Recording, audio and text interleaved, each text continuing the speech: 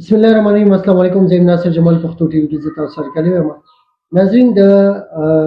الیکشن ورځې دي او تاسو ته پته ده چې یاره هر یو ورکر په هر وی سي په سطح باندې لګیا دی. ورکر ډېر بهترین طریقې سره کار کوي.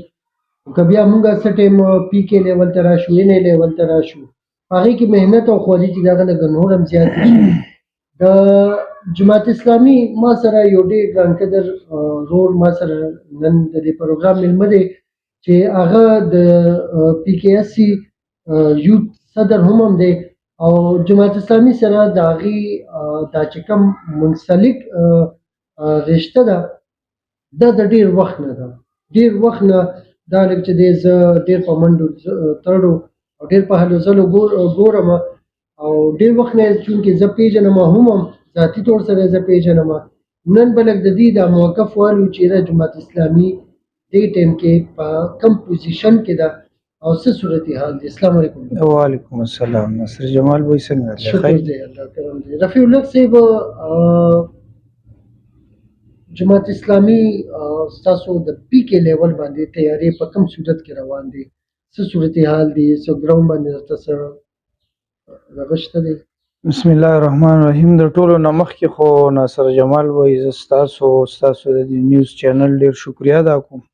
تاسو موږ له وخت راکړو چونکې سیاسي ماحول چې کوم دی نن سبا ډېر ګرم دی او الیکشن را روان دی. څنګه چې تاسو ته پته ده د ټول عوامو ته هم پته ده چې په 8 فروری باندې یو ډېر غټ چینجز او یو د خلکو یو ډېر غټ امید چې کوم دی را روان دی. په امید سره خلک لګیا دي. نو تیاری خو الحمدلله د جماعت اسلامي په هر ګراوند په هر میدان باندې په هر الیکشن کې هر ټایم د جماعت اسلامي کارکون هغه په ګراوند وي او هغه خپل خدمت مونږ عبادت ګڼو. په هغه لیول باندې الحمدلله زموږ د جماعت اسلامي ورکر لګیا وي، کارکون، ارکان، ذمہ داران ټول چې کوم دی اکټیو وي. خو چونکې دا الیکشن داسې چې دا بیا کستا کم ذاتی مصروفیات هم وي هغه هم ورته پوسټپون شي او په دې کې زموږ کارکون ورکر او کم ذمہ داران چې دي هغه نور هم انوالو شي. نو الحمدلله تیاری خو د جماعت اسلامي ډیر په بهتر طریقې سره روان دی او دا ځل خو ان شاء الله زمونږ د جماعت اسلامي هغه چې کم ورکینګ دی هغه د نورو پیرو د الیکشن نه هم چینج دی. چونکې تاسو ته پته ده چې حالات داسې شوي دي چې خلک ډیر زیات تنګ هم دي، مجبور هم دي، حالات کاروبارونه خراب دي. نو د خلکو یو امید چې کم دی بس هغه جماعت اسلامي پاتې دی. نو په دغه تناظر کې جماعت اسلامي هم چې کم دی خپل تګودوړ نور هم زیات کړی دی. نو ښه په پلانینګ سره او په هر وی سی کې زموږ تنظیم په هر ویلیج کونسل کې په هر نیبرهوډ کې ډیر په پراپر طریقې سره چې کم دی هغه کمپین هم کیږي او الحمدلله تیاری روان دی. هر چا طرف سو ایکسس کو خپل صحیح دی. مقابله په رفیع الله صاحب سخت ورته ښکاري. پی ټی آی دا ګوره هغه هم ځان له یو مضبوطه پارټي ده که نه، جمعیت علماء اسلام دی د هغې هم څه ووټ شته دی، این پي دا څه ناڅه ووټ د هغې هم شته دی. مقابله څه چاته ښکاري کم ځای کې درته ټف ښکاري چې یاره دلته ناصر جمال وایي مقابله خو داسې ده چې کله الیکشن کیږي که یو آزاد امیدوار ودرېږي نو هغه هم په دې نیت ودرېږي چې وایي زه به دا الیکشن ګټم. نو دا خو به مونږ دا ووایو چې کمپټیشن خو ټول سیاسي پارټۍ دي، د ټولو سره مقابله د جماعت اسلامي او هر سړی خپل یو کوشش کوي لګیا دی. نو مقابله به ان شاء الله وی د جماعت اسلامي به وي. چونکې پی ټی آی خو دا تاسو ته ښه پته ده چې کوم حالات پې تیر شو او روان دي. نو د پی ټی آی خو هغوی هغه بیک ګراوند ختم کو او د هغوی کینډیډیټ چې کوم دی د آزادو نه ودرېده. نو زما په خیال دې ټایم کې د آزادو خو هیڅ فایده نشته او نقصان به ډیر زیات وي، ځکه چې دا آزاد کینډیډیټ نن ولاړ دی. زه د ستاسو د دې میډیا په ترو باندې دا یو خبره عوامو ته واضحه کوم. خلک خو پوه هم دي، خو به هر حال داسې خلک زموږ په معاشره کې اوس هم شته دی چې هغوی وایي چې بی بس عمران خان دی او آزاد امیدوار دی هغه به وګټي او بیا به نه، بیا هغه هېڅکله هم د پی ټي آی حصه نشي جوړی دی. ځکه چې د پی ټي آی کوم لوګو دا کم نشان دی هغه ګورنمنت یا خیو کو یا بدو کو مونږ دې ته نه وایو ځکه چې دا یو سیاسي مونږ به دا وایو چې یو بدل دی نو مناسب نه دی خو به هر حال د پی ټی آی کم آزاد کینډیډیټ چې دی هغه نن به الیکشن وګټي خو سبا به هغه یو پارټۍ ته ځي د هغې بولی به کېږي نواز شریف به راځي مسلم لیگ نون به راځي هغه به مطلب دا دی یو امیدوار په بیه اخلي که هغې په کروڑ روپۍ لی زرداری به سبا راځي پی پی پی به راځي هغه به په 2 کروڑ هغه نو د انسان د کینډیډیټ بولی به کېږي په میدان کې نو چا چې ووټ ورکو د هغه خلکو ووټ به لاړ شي یا به مخکې خرڅ شي نو د هغه آزاد کینډیډیټ هیڅ فایده نشته نو لومبی خو ما دا خبره تاسو ته کلیر کوله چې انشاءالله ټولو عوامو ته دا اپیل کوو چې تاسو دا اعتماد په جماعت اسلامي وکړئ الحمدلله د جماعت اسلامي لمن صفا ده د هر قسم کرپشن نه د هر قسم خبرو نه د هر قسم الزامات نه الحمدلله الحمدلله تاسو مقصد دا دی چې یره که د کم کینډیډیټ ولاړ دی آزاد تاسو د خبرو د خلاصه که زه دا ووایم نو لکه مقصد دا دی چې یره دا آزاد دی او د بولی لګېدی شي دی خرڅېدی شي نو ډایرکټ ووټ چې دی یو پارټۍ ته ولې نه ورکړي چې کم از کم مطمئن وي بالکل همداسې ده جی همدا خبره ما خو تاسو ته وویل چې جی دا ما تاسو ته واضحه کړه صحیح دی جی بالکل صحیح ده دا پی ټی آی سره دا چې څه کېږي لګیا دی او ډېرې پارټیانې خو پرې خوشحالې دي ستاسو څه خیال دی چې یاره دا یو دروازه کولو نه شوله هر یو سیاسي پارټي سره به دا سبا کېدی شي په دې چې دومره مضبوطه چې 70% د دې هغه یو قسم نه 70% د دې نن سبا هغه ایوریج روان دی چې هغې سره داسې وشو نو دا نورې پارټۍ دا خو به ګازرې مولۍ وي نو سبا به دې سره دا نه کېږي چې یاره دغه نو ستاسو په خیال دا ټیک روان دی سیاست دې طرف ته صحیح دی که نه دا د دې ناصر جمال بھائی داسې مسله ده چې دا کم موجوده ما تاسو ته اول په خپلو خبرو کې ویل چې دا یو سیاسي انتقام دی چې د پی ټی آی نه اخیستل کېږي مونږ به دا ووایو چې د پی ټی آی الحمدلله د ټولو نه په صحیح د آئینی دستوري خبرو مطابق جماعت اسلامي د ټولو زیات مخالفت کړی دی په اسمبلی کې هم کړی دی په احتجاجن هم کړی دی په جلسو کې په جلسو کې هم شوی مخکې هم شوی جی اوس هم شوی دی خو مونږ د دستور او د آئین دننه هغه مخالفت کړی دی خو دا چې کوم سیز روان دی په دې باندې مخکې هم چې کوم دی سراج الحق صاحب زموږ مشتاق صاحب په دې باندې आवाज اوچت کړو چې کله پی ډی ایم جوړ شو پی ډی ایم دا شی ختمولو د عمران خان ګورنمنت ختمولو سراج الحق صاحب وته ویل چې پریږي د خیر دی دا یو نیم کال دی چې دام تیر کی سبا خو به بیا دا خبرې نه کنه خو پی ډی ایم وته یو ځای شو او هغه سیزه په سایډ باندې کو نو مونږ بالکل د دې مخالف یو د دې مونږه आवाज موچت کړي چې بای دا آئینی او دستوري او د پاکستان په نقصان کې دا چیز دا نه دی کول پکار او مونږ اوس هم مخالفت کوو او مخکیم کړی ٹھیک شو جی ملکی او صوبایي سطح باندې تاسو ګورئ د جماعت اسلامي چانسز څومره دي خو رفیع الحق صاحب ټو بی فرینکلی زه به دا ووایم چې تاسو لږ غونډې ریالټي په مطابق دا خبرو کوي چې یاره څومره پرسنټ چانسز دي په صوبه کې څومره چانسز دي یا د څومره سیټونو چانسز دي او ملکی سطح باندې د دې صورتحال نو ناصر جمال بھائی دا به زه دا ووایم دې حوالې سره چې ما تاسو ته اول هم ویل چې الحمدلله د جماعت اسلامي نه دا ځل د خلکو ډیر زیات توقعات دي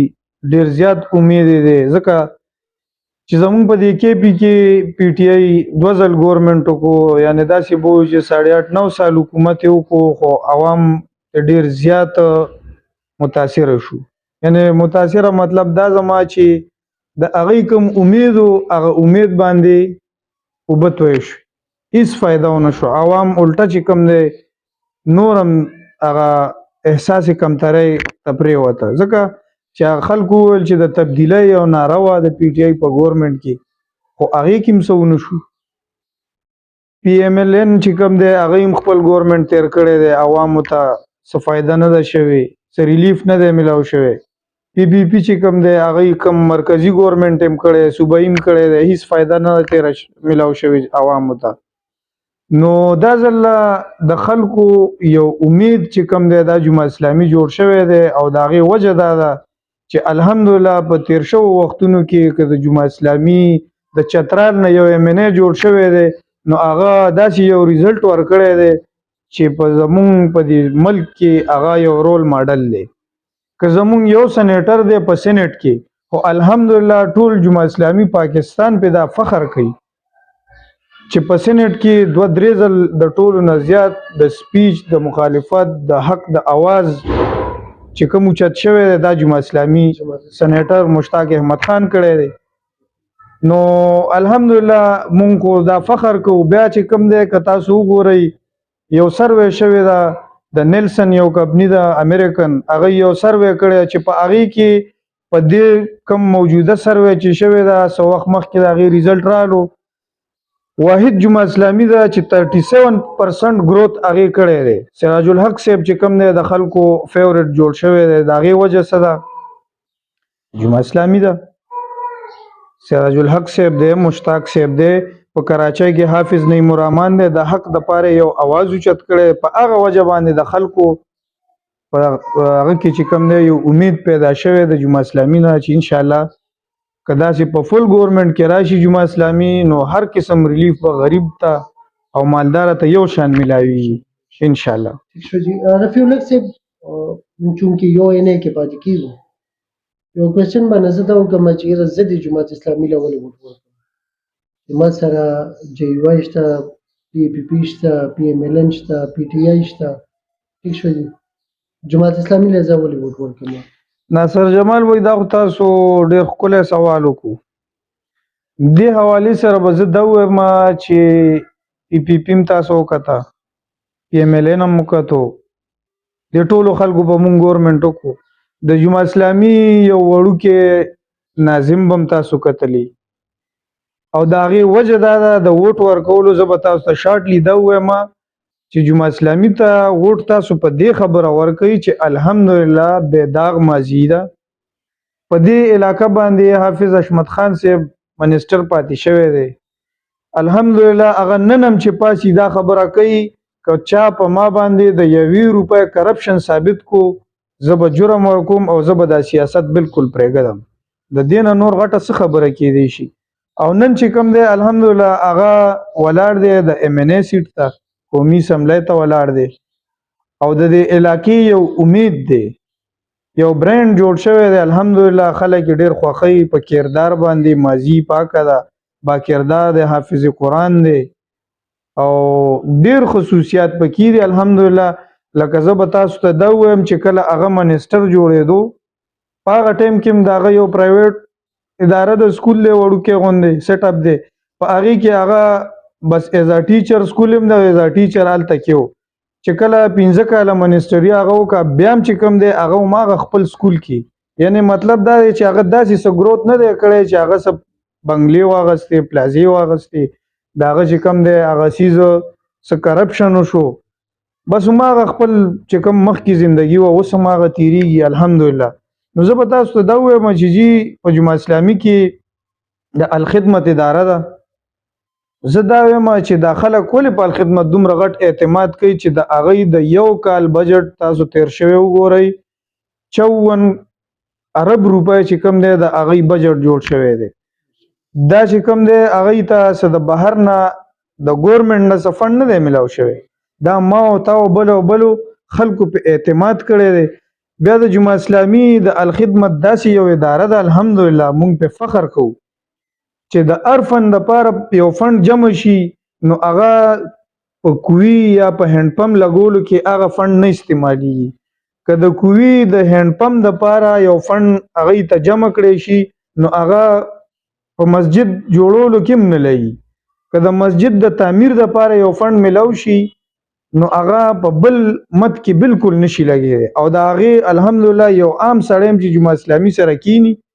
او ووایي چې بهی ستاسو دا چې کوم اخراجات دي کوم تاسو ته آمدن شوی دی د دې ډیټیل نو هر ټایم هغه چیک کولی شي اویلیبل تاسو ته